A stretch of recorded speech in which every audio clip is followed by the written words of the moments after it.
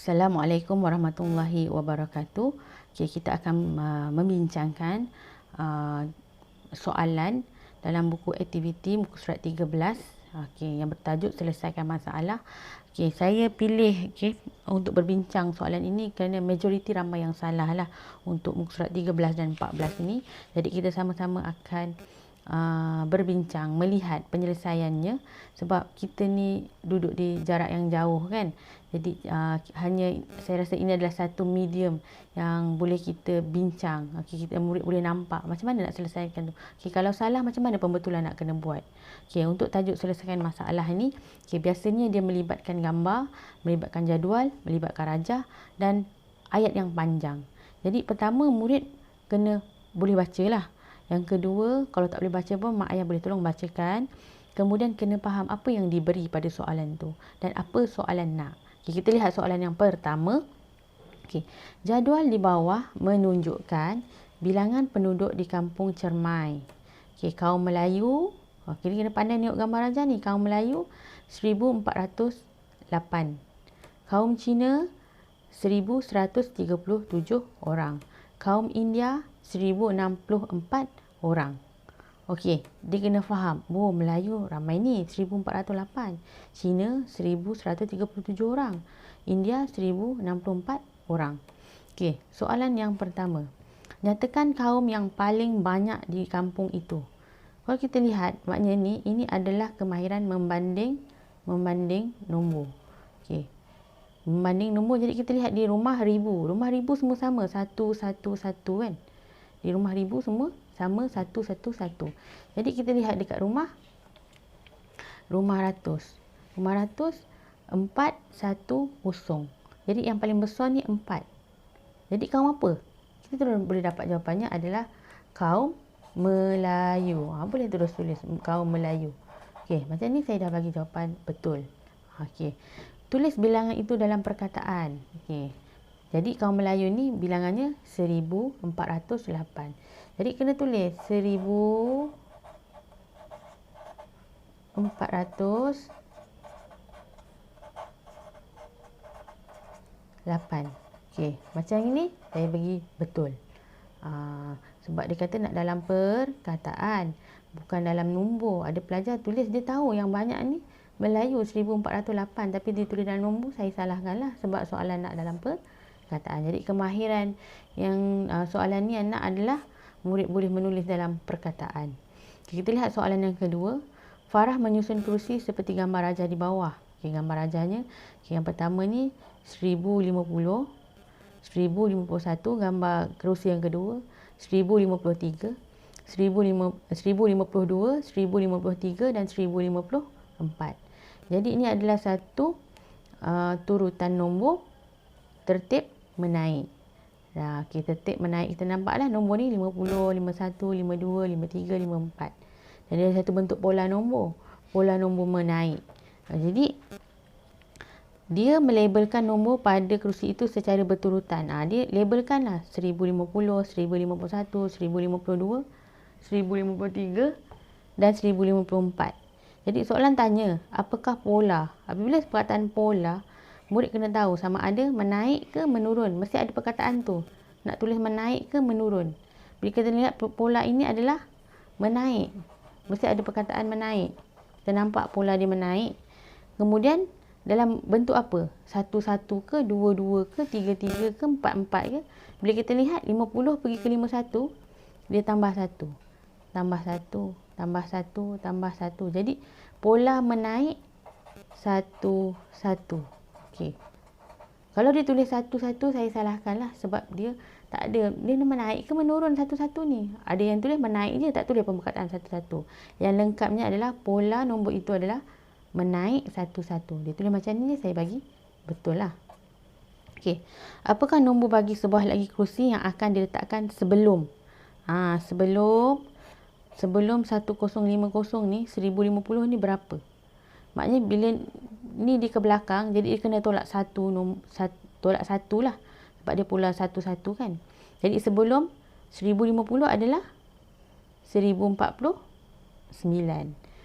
Senang. Sebab ni pola menaik 1-1.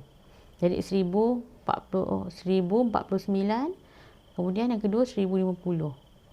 Jadi jawapannya adalah 1049. Okey, kita lihat soalan yang nombor 3. Soalan yang ketiga. Okey. Sini ada nombor, kad nombor. 3901, 3928, 3919, 3910. Ambil menyusun kad nombor di atas mengikut tertib menurun. Murid kena faham, bila menurun, dia turun tangga ni. Dia turun tangga kan. Jadi nombor tu daripada besar ni, nombornya dia ada orang besar pergi ke kecil. Besar pergi ke kecil. Ingat konsep ni. Jadi nombor tu daripada besar ke kecil. Jadi di sini murid diuji kemahiran menyusun nombor.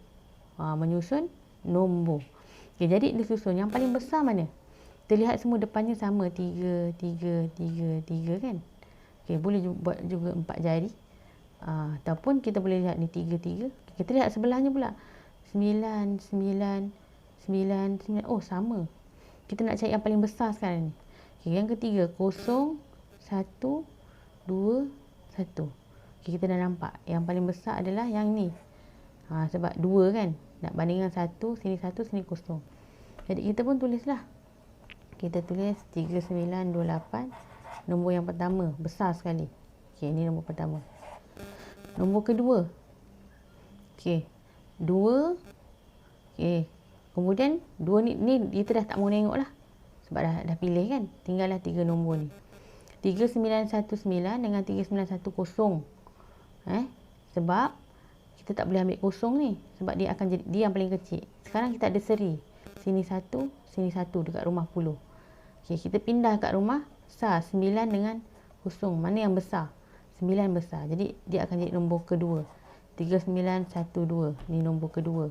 Okey, padam. Tak nak dah. Tak mau tengok dah. Jadi tadi kita bandingkan dengan ini. Jadi automatically ni adalah nombor ketiga. Kita tulis 3910. Yang ini akan jadi nombor keempat. 3901. Jadi apakah nombor yang ketiga? Ni 1, 2, 3. Jadi jawapannya adalah 3910. Ada pelajar dia tulis ni je. Tapi sebenarnya dia boleh menyusun tertib ni, tertib menurun. Tapi soalan ni nak apakah nombor tu? Apakah nombor ketiga tu? Jadi dia kena beritahu, dia kena tulis di sini apakah nombor tu. Boleh cikgu bagi betul. Okey. Yang keempat, berikut ialah perbualan antara Faiz dengan Zita. Okey, ni nombor rumah saya kata Faiz 2059. Rumah saya pula kata Zita bernombor 2063, 2063. Okey, rumah Hana. Ni tadi rumah Faiz, rumah Zita. Sekarang ada rumah. Okey, ada rumah. Ni rumah Faiz. Ni rumah Zita. Okey, rumah Hana berada di antara rumah Faiz dan rumah Zita. Kat tengah lah ni rumah Hana. Ni rumah Hana. Di antara rumah Faiz dan rumah Zita. Rumah Hana kat tengah. Pola nombor rumah mereka ialah menaik dua-dua. Jadi Faiz ni nombor rumah dia 2059. Rumah Hana tak tahu berapa. Rumah Zita 2063. Jadi dia menaik ni 59 pergi ke 63, maknanya dia makin besar. Betul. Maknanya daripada kecil ke besar dia adalah tertib menaik. Tapi pola nombornya menaik dua-dua. Jadi sini kena tambah 2. Okey, tambah 2. 59, 60, 61. Sebab 2 kan. Jadi 2000, 59, 60, 61. 61 kat sini. Okey, 61, 62, 63. Jadi betul. 61 ni tambah lagi 2 baru dapat 63. Jadi jawapannya adalah 2061 untuk rumah Hana. Apakah nombor rumah Hana? Kena bagi tahu 2061. Okey. Dan yang terakhir ni soalan kebat. Dia pun dah bagi gambar otak ni. Nampak gambar otak ni memang kena fikirlah. Memang kena fikir. Okey. Kita baca dulu soalan. Amelia dan Tida masing-masing membina satu nombor 4 digit daripada digit sifar 3, 8 dan 9. Dia nak bina nombor lah ni. Okey, nombor mereka mempunyai nilai tempat ratus yang sama. Apakah nombor itu? Okay, nak senang kita buat je lah jari ni.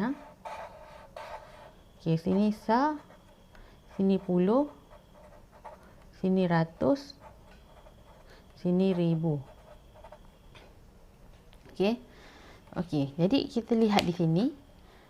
Ada nombor yang dibagi itu 0389. 0389.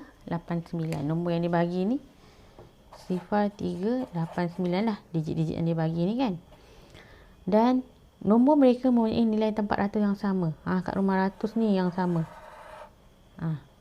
Apakah nombor itu? Okey. Dia cuma cakap nilai tempat ratus je yang sama. Letaklah nombor apa pun, tapi nombor tu mesti antara digit-digit ni. Dan dia akan jadi pilihan jawapannya banyak. Tapi dengan syarat, rumah ratus ni contohnya dia nak pilih 3 lah. Sini dekat Amelia pun 3. Rumah nilai tempat ratusnya nombor 3 digitnya. Dekat Tida ni pun 3 juga. Ataupun dia nak letak 8. Okey, 8. Okey, 8. Mesti sama dua orang di atas bawah. Amelia dengan Tida ni pun atas Amelia 8, Tida pun 8. Amelia 3 dekat rumah ratus ni pun 3. Jadi dekat rumah sah 10,000 nak letak berapa? Suka hati nak letak berapa, tapi mestilah dalam lingkungan digit-digit ini. Dan kosong ni tak boleh letak di depan ribu lah. Dia takkan menjadi satu nilai. Tapi kalau contoh kita nak letak 8,390. Okey, boleh. Atau kita nak letak 9,000. Okey, 9,380. Okey, boleh. Yang penting syaratnya adalah di rumah ratus ni nombornya mesti sama. Tak kisahlah nak pilih sifar ke, nak pilih 3 ke, nak pilih 8 ke, nak pilih 9. Jadi saya akan lihat pada rumah ratus ni lah. Dan digit-digit tu mesti dalam lingkungan ini saja. Saya akan bagi jawapan betul. Okey, cikgu harap penerangan untuk muka surat 13 dan 14 ni, tajuk menyelesaikan masalah ni, membantu murid-murid membuat pembetulan. Okey, sebab saya nampak macam ada yang hentam dia tulis satu jawapan, tak ada pengiraan langsung, bersih, suci. Alih-alih ada jawapan. Jadi mungkin murid tak tahu. Jadi hari ni kita dah bincang. Jadi boleh buat pembetulan. Okey, sekian. Terima kasih.